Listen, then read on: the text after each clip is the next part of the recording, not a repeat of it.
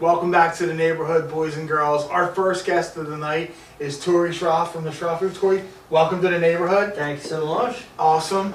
We like to get into a little bit more than just the real estate part of things, and most people aren't in second grade at show and tell saying, I want to grow up and be a real estate agent.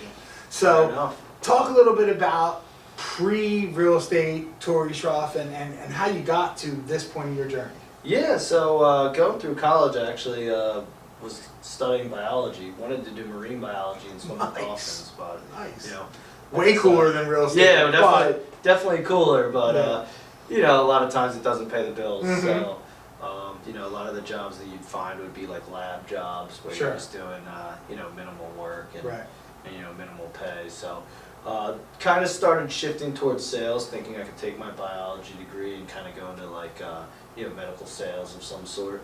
And you know, that's kind of where I first got into the idea of sales, which brought me to car sales, which then brought me to mortgage sales, actually, FreeDom Mortgage. Nice. Yeah, so call center, you know, side. dialing out. Yeah.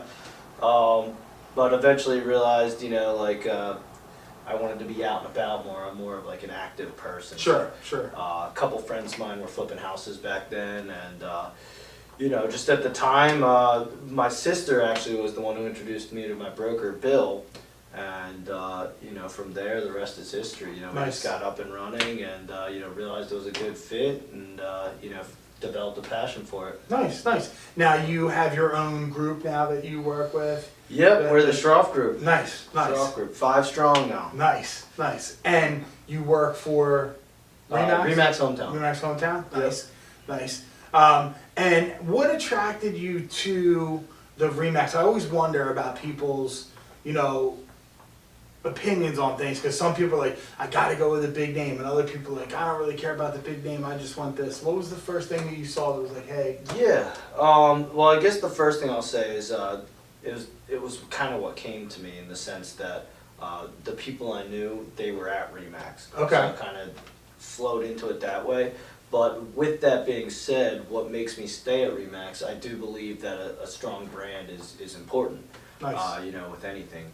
When you get on the phone, someone doesn't know you, some stranger, you call, say, hey, it's Tory Schroff with ReMax, you know, that's an instant click. Everyone knows that name. And, you know, it's good branding, it's a good company, and we've got great support there. So, you know, it's one of those situations where when you're happy, you know, why change? Right. That's how I put it. Now, in your history of being in real estate, do you have what you would consider your niche client? Is it more like first-time home buyers? Is it more real estate investors? Is it more step-up buyers getting that second home, or are you just kind of whatever? So, I guess the best way to answer that question is, coming into the business, I was 25.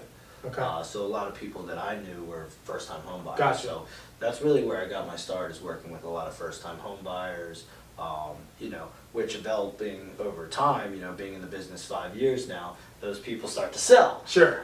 So I would say my target audience is a lot of people who are either selling their first home, buying their second home, or buying their first home, because obviously we're not all in the same time frame. And then, of course, just generation to generation wise, I pick up some people who you know, it'd be like my parents' generation, because they're people who know me as well. The old guys. Like Yep. So yeah, I would say the average market for us is selling their first home, buying their second. Nice. Now, in your 5-year career so far, is there like one client that sticks out to you that, like, I don't want to say it's your favorite client, because that sounds, you know, not good to everybody else, but like, is there a story where, like, you know, you did this transaction you didn't think was going to close, and they were at the table and they were crying, or anything like that? Like one that sticks out to you? You know, off the top of my head, that's a tough one to answer. I have a lot of good clients. I worked with a lot of friends over the years. Okay. So I have to say, I always enjoy the most working with people who I know, like my sphere of influence, the people around me. So I would say the most sentimental ones for me are my closest friends who now have homes, who I go visit their houses. Yeah, for sure. So there's one specific one that was more recent, was actually one of my best friends. He was the best man at my wedding. Okay. He bought a house in Mount Laurel, which is where we grew up. Has a beautiful pool in the back. Right. So obviously we enjoy that a lot. Nice, So nice. Can't complain about that. Fringe benefits. You know, the home inspection did bring up some pretty scary stuff, but we worked it out with the seller, and Nice. now he's sitting in a beautiful position equity wise, and it's an awesome house. He renovated the whole thing, and that's you know, a place I'm at a lot. Right. And actually, I had two best men.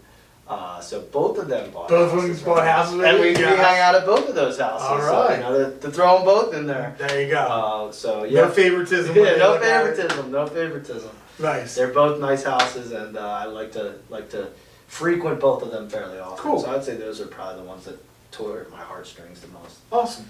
All right, now let's fast forward to July of 2024. Okay. Where is Tory Schroff?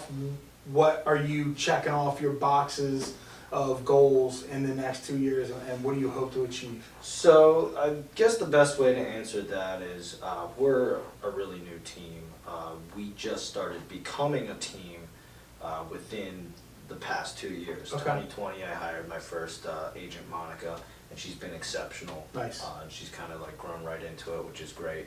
And now I have all these other new agents, and they're getting off to a great start. Okay. But I think getting them up and running and getting to the part where they're fully comfortable, Mhm. they're excited, and really feeling it the way that we do, which they're getting there for sure. That's what I'm excited about is seeing their success grow over time. Nice, nice. Now, totally outside of the real estate business, what do you do for fun? What do you do for your heart? What do you do for your spirit? What makes you feel the most alive? Absolutely. Surfing and snowboarding, All right. actually. I love I'm in love with it. It's a passion. Yeah. Which one would you, if you could only do one, which one would it be? Come on. Ooh. Commit to something right here. Ooh. See, now I'm calling people out on the camera. There My you friends are snowboarders, friends are surfers. Your snowboard friends are going to be mad at your Yeah. surfing commitment right here. Well, would you rather be hot or cold? That's the main question right So, right now I'm going to say surfing, there. Okay. but it's the summertime. Right. I might have a different feeling. You might have a different. That's right. I might That's have right. a different answer. Nice. Have you? Where's the coolest place you surfed? Hawaii. Okay. Yeah, I was actually I got married in May. Okay. So we went to Oahu for our honeymoon.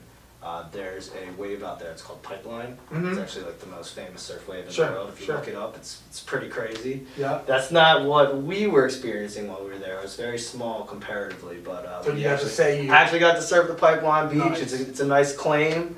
We got some pictures. So yeah, that was the coolest. For Awesome. Sure. Okay. For your personal question, you want sports or music? Are we talking extreme sports? No, any sport. I'm going to ask you a sports question or a music Okay. question. Which one? Well, I already kind of went over my sports stuff. Okay. So, let's go with music. Okay, so tomorrow you wake up and you can have any musician, band, singer, anything like that, alive or dead, come to your house and play 2 songs. Who's the musical act, and what are the 2 songs you want to hear? Ooh. I'd probably pick the Beatles. Okay. Bring the Beatles back. Bring the Beatles in? Yes. What songs? Well, you got to pick something that they can play live. Okay. Maybe get by with a little help from my friends, and we could go pick an old one. What's a good one? It's too much pressure on you. It's pressure. It's pressure. Hey Jude, man? Alright, Hey Jude. Let's go with Hey Jude. That's a good one. I really That's don't a know any classic. Beatles songs, so that's about what I know. Except for Rocky Raccoon. I know Rocky Raccoon. That's not an old That's old not old, Beatles. Though. right. That's a new. That's Right. a later Beatles. Mhm. So. Awesome. So, Tori, thank you so much for coming in tonight. thank you for having me. We'll be right back with the next guest on Mr. Mortgage's Neighborhood. Alright. Welcome back to the neighborhood, boys and girls. Our next guest